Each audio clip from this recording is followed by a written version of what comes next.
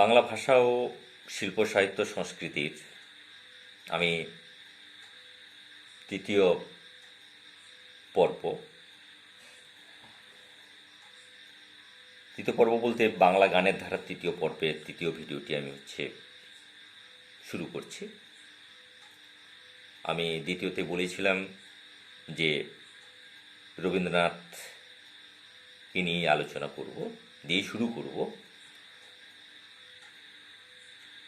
ঊনবিংশ শতকে দ্বিতীয়ার্ধে বাংলা জুড়ে যে লৌকিক সঙ্গীত বা সঙ্গীত চর্চার প্রভাব পড়েছিল, সেই সঙ্গীত চর্চার প্রভাবের মধ্যেই বাংলার এক যুগাবতার, অর্থাৎ বাংলা সাহিত্যের সমস্ত বিষয়ে যার অবাধ বিচরণ,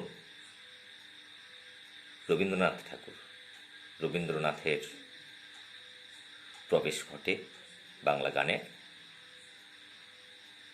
তার গানের সুর বাণী এক আশ্চর্য মাত্রা জুগিয়েছে।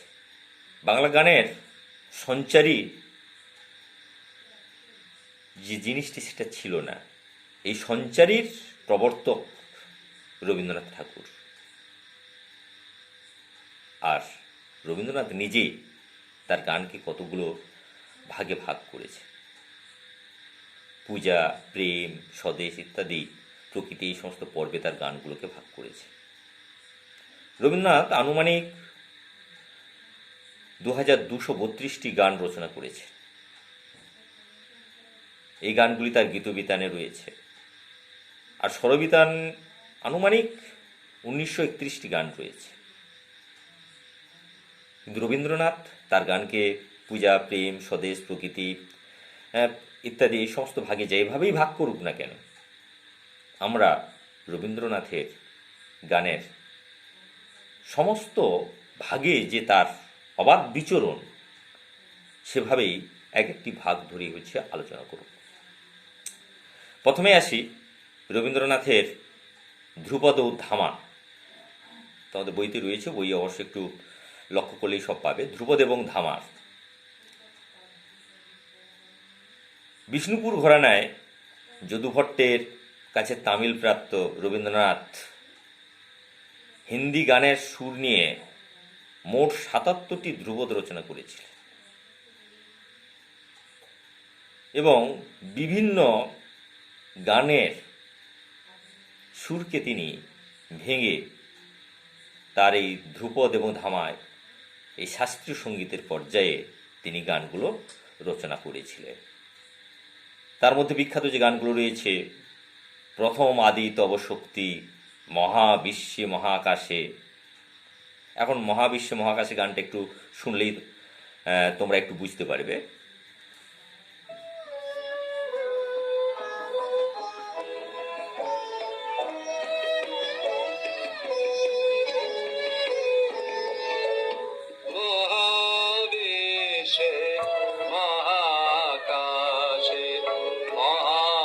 সেই প্রসঙ্গে বলে রাখি, গানটি গেয়েছেন বিখ্যাত রবীন্দ্রসঙ্গীত শিল্পী দেবব্রত বিশ্বাস।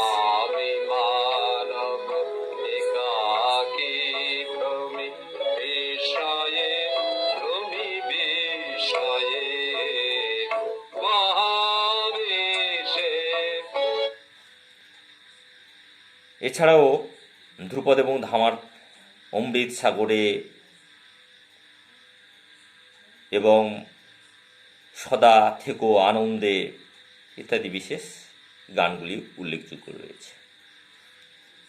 এরপরে আসি খেয়াল এবং ঠুংরি পর্যায়ের।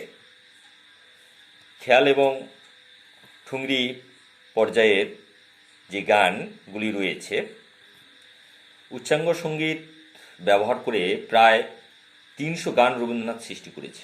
এক্ষেত্রে হিন্দি খেয়াল ও ঠুংরি অনুসরণে কিছু গান তার সৃষ্টি হয়েছে। তার বিখ্যাত এই গানগুলির মধ্যে রয়েছে আনন্দধারা, বহিছে ভুবনে। কণিকা বন্দ্যোপাধ্যায়ের কণ্ঠে আমরা এই গানটা একটু শুনে নিই।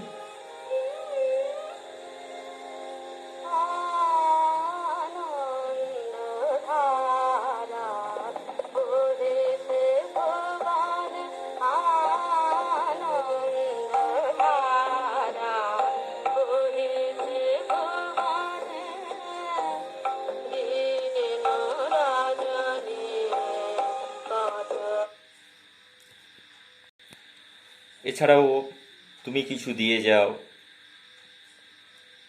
খেয়াল, এরকমই খেয়াল ভাঙা গান মোট 70টি এবং ঠুংরি ভাঙা গান 2টি তিনি রচনা করেছে। এরপরে আসি রবীন্দ্রনাথের টপ্পা। হিন্দির টপ্পা অনুসারে 14টি এবং নিজস্ব শৈলীতে 25টি টপ্পা গান রবীন্দ্রনাথ রচনা করেছে। তার মধ্যে বিখ্যাত যে গানগুলো রয়েছে, অন্ধজনে দেহ আলো, সার্থক জনম আমার, হৃদয় বাসনা পূর্ণ হলো। আমরা হৃদয় বাসনা পূর্ণ হলো এই গানটির একটু নমুনা দেখে নিচ্ছি।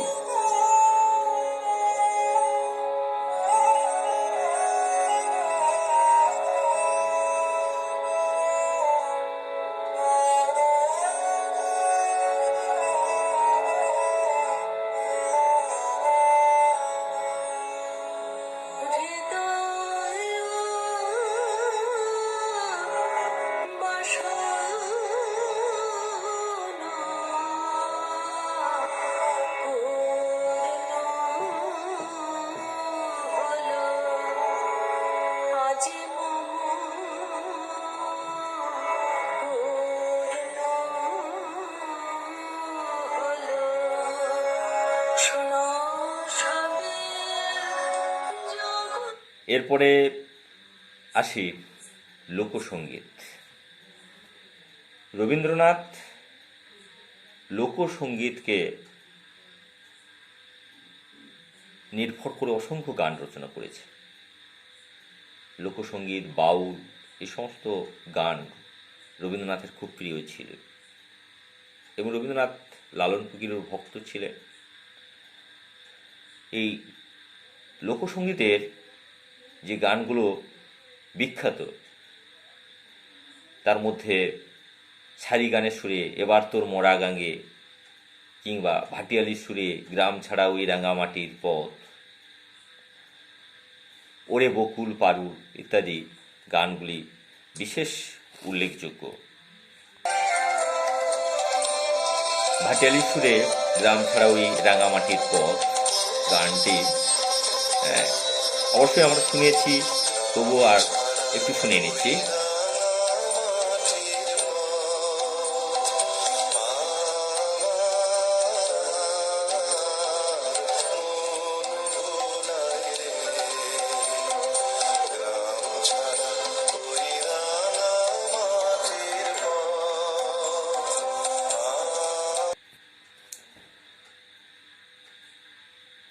লোকসঙ্গীতের প্রভাবে রবীন্দ্রনাথের যে রবীন্দ্রসঙ্গীতগুলি, সেগুলি পরেই আলোচনার পরেই আমরা ভাঙার গান, অর্থাৎ ভারতবর্ষের বিভিন্ন প্রদেশের বিভিন্ন ঘরানার যে সঙ্গীত রয়েছে, নিজস্ব সঙ্গীত, সেই সকল সঙ্গীতগুলোকে রবীন্দ্রনাথ নিজের মতো করে ভেঙে তিনি অসংখ্য অসংখ্য গান রচনা করলেন। তিনি কখনো হিন্দি ধ্রুপদ, ধামার, খেয়াল, টপ্পা, হিন্দি লঘু সঙ্গীত, ভজন ইত্যাদি ভেঙে তিনি গান রচনা করেছে। এগুলোকে ভাঙার গান হিসেবে আমরা বিভাগ করে নিয়েছি আমাদের প্রয়োজনে। তার মধ্যে বিখ্যাত যে গানগুলো রয়েছে, সেই গানগুলোর মধ্যে যেমন সুখহীন, নিশিদিন, বড় আশা করে, বাজে বাজে রম্য বিনা বাজে, এই গানকেও আমরা এই গানগুলো পেয়ে থাকি। এছাড়াও অসংখ্য গান রয়েছে তার বিভিন্ন নাটকের, যেমন মায়ামৃগ, কালমৃগ, মায়ার খেলা ইত্যাদি নাটকেও গান, তিনি এই ধরনের গান অসংখ্য ব্যবহার করেছে। আমরা এই ভাঙার যে গান, সেই গানগুলোর দু একটা উদাহরণ।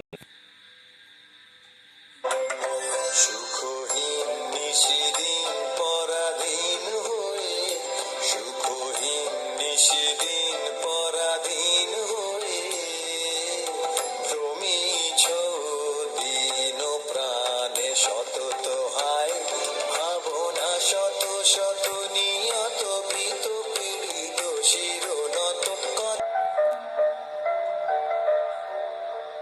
সুখহীন নিশিদিনের পরে বড় আশা করে এসেছি গো, কাছে ডেকে নাও।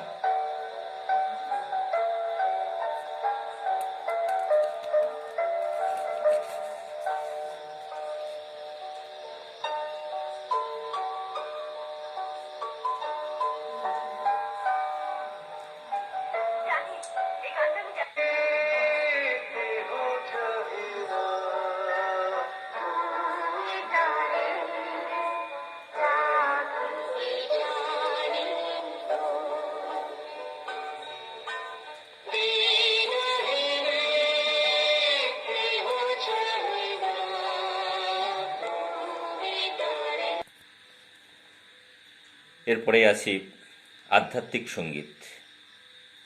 রবীন্দ্রনাথ প্রায় 650 গান লিখেছিলেন আধ্যাত্মিক সঙ্গীতের উপরে।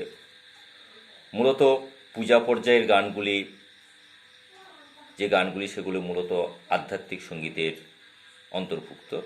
প্রেম এবং পূজা মিলিয়ে অসংখ্য গান রয়েছে।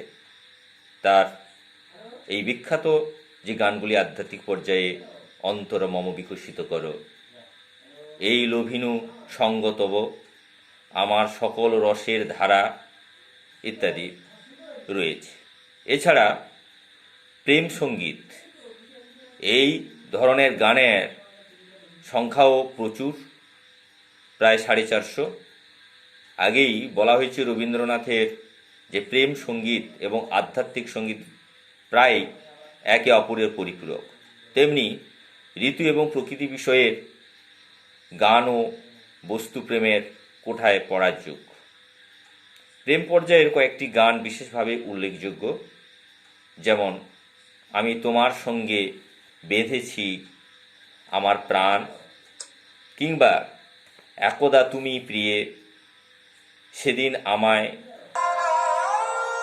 বলেছিলে, এখন আমি তোমারই সঙ্গে বেঁধেছি আমার প্রাণ, হেমন্ত মুখোপাধ্যায়ের কণ্ঠে। এক ঝলক দেখে নেওয়ার পালা। এরপরেই আমরা যাব ঋতু ও প্রকৃতি বিষয়ক।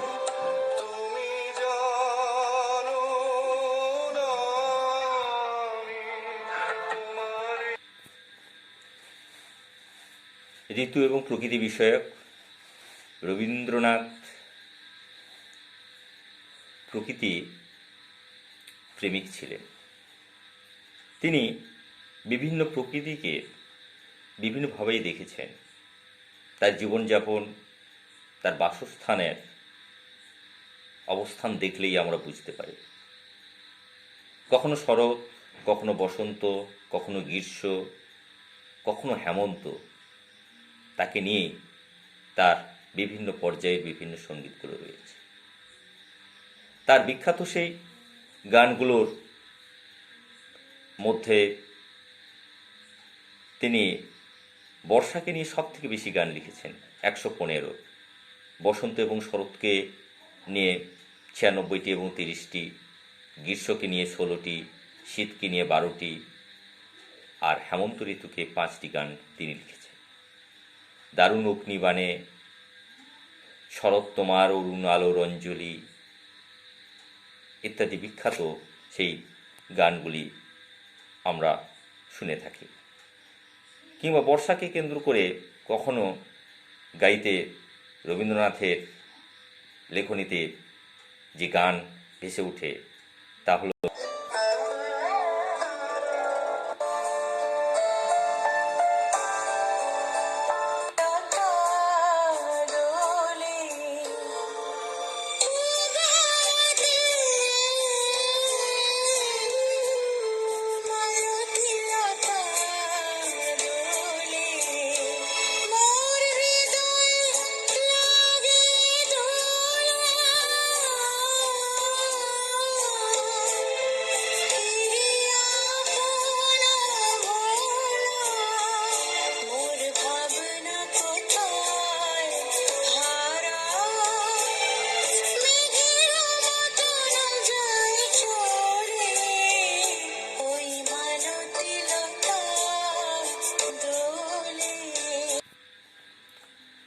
এরপরেই আছে দেশাত্মবোধক গান, মূলত বঙ্গভঙ্গ আন্দোলন সমসাময়িক রবীন্দ্রনাথ পরাধীন ভারতের উপরেই তিনি ভারত মাতার দুর্দশায় দেখেই যে গানগুলো রচনা করেছেন, এই দেশাত্মবোধক গান মোট ৬২টি। তার মধ্যে বিখ্যাত আমাদের জাতীয় সঙ্গীত জনগণ মন অধিনায়ক জয় হে, কিংবা বাংলাদেশের জাতীয় সঙ্গীত আমার সোনার বাংলা আমি তোমায় ভালোবাসি। আমাদের জাতীয় সঙ্গীত অবশ্যই আমরা জানি। এখন আপাতত বাংলাদেশ রবীন্দ্রনাথের যে গানটিকে জাতীয় সঙ্গীত হিসেবে ব্যবহার করেছে তার এক ঝলক আমরা দেখে নেব।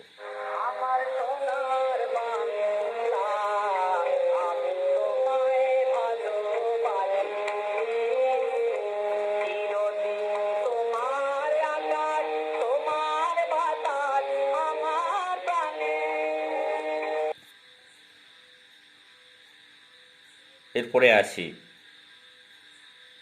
ভানু সিংহের পদাবলী। রাধাকৃষ্ণের প্রেম নিয়ে 1877 থেকে 1884 পর্যন্ত রবীন্দ্রনাথ ঠাকুর যে কাব্যগ্রন্থটি রচনা করেছিল সেটা হচ্ছে ভানু সিংহের পদাবলী। বৈষ্ণব পদাবলীকে অনুসরণ করে মূলত এটি রচনা, মোট 22টি পদ এখানে রয়েছে।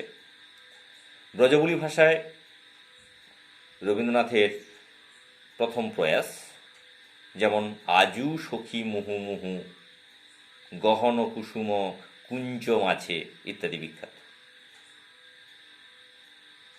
ভানু সিংহের পদাবলীর পরে আমরা আনুষ্ঠানিক সঙ্গীত রবীন্দ্রনাথের,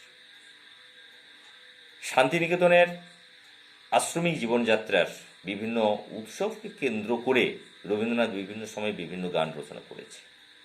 কখনো জন্মদিন উপলক্ষে, কখনো বর্ষা উপলক্ষে, কখনো বিবাহ উপলক্ষে, কখনো মৃত্যুদিন উপলক্ষে, নববর্ষ উপলক্ষে, বৃক্ষরোপণ ইত্যাদিকে কেন্দ্র করে অসংখ্য গান রচনা করেছে। জন্মদিন উপলক্ষে তার বিখ্যাত সেই গান হে নূতন দেখা দিক আর বার, কিংবা এসো গৃহদেবতা গৃহপ্রবেশ উপলক্ষে, হলকর্ষণ উৎসবকে কেন্দ্র করে আমরা চাষ করি আনন্দে বিশেষভাবে উল্লেখযোগ্য। জন্মদিন উপলক্ষে রবীন্দ্রনাথের হে নূতন দেখা দিক আর বার, সেই গানটি আমরা একটু শুনে নেব।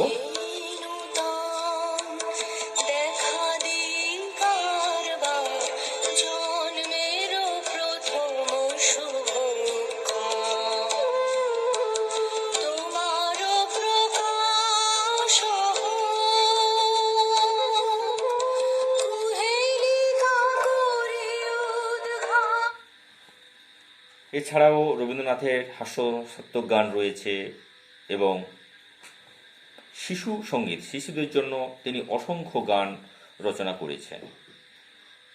তার বিখ্যাত যে গানগুলো রয়েছে, মেঘের কোলে রোদ উঠেছে, আমরা সবাই রাজা আমাদেরই রাজার রাজত্বে, আলো আমার আলো ওগো আলোয় ভুবন ভরা ইত্যাদি বিখ্যাত গানগুলো রয়েছে। এছাড়া বেশ কিছু কবিতার গান রয়েছে, যেমন কৃষ্ণকলি আমি তারেই বলি, কবিতাকে সুর করে গান লেখা হয়েছে। এবারে আসি উদ্দীপক গান। রবীন্দ্রনাথের বহু গান নেতিবাচককে পরিহার করে নব উদ্যমে জীবনকে আস্বাদন করে উদ্দীপিত করেছে। তার বিখ্যাত যে গানগুলো, বিপদে মোরে রক্ষা করো এ নহে মোর প্রার্থনা, সর্বখর্ব দাহে তব ক্রোধদহে, কিংবা যদি তোর ডাক শুনে কেউ না আসে,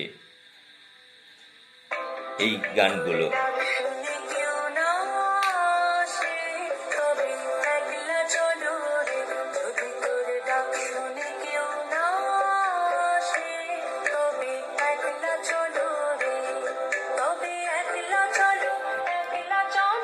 এছাড়াও রবীন্দ্রনাথের বেশ কিছু মন্ত্রের গান রয়েছে, নতুন তালের গান রয়েছে।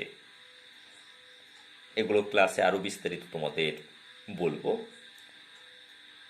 রবীন্দ্রনাথের সঙ্গীতকে গেয়ে যে সকল শিল্পী বিখ্যাত হয়েছে তাদের মধ্যে রয়েছেন পঙ্কজ মল্লিক, কাননবালা, কে.এল. সাইগাল এবং পরবর্তী সময়ে দেবব্রত বিশ্বাস, হেমন্ত মুখোপাধ্যায়। আমি এই দেবব্রত বিশ্বাস, হেমন্ত মুখোপাধ্যায়, কণিকা বন্দ্যোপাধ্যায় এর গানগুলো তোমাদের শোনালাম। দ্বিজেন মুখোপাধ্যায়, চিন্ময় চট্টোপাধ্যায়, কিশোর কুমার বিশেষভাবে উল্লেখযোগ্য। রবীন্দ্রনাথের সঙ্গীত সম্পর্কে আলোচনা আপাতত এখানে শেষ করলাম। এর পরবর্তী সময়ে আমি দ্বিজেন্দ্রলাল রায়, অতুল প্রসাদ, রজনীকান্ত এদেরকে নিয়েই আলোচনা করব।